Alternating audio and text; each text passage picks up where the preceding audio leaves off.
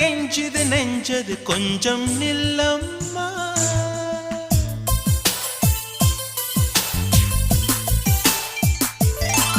நான் வானவில்லையே பார்த்தேன், அதை காணவில்லையே வேத்தேன்.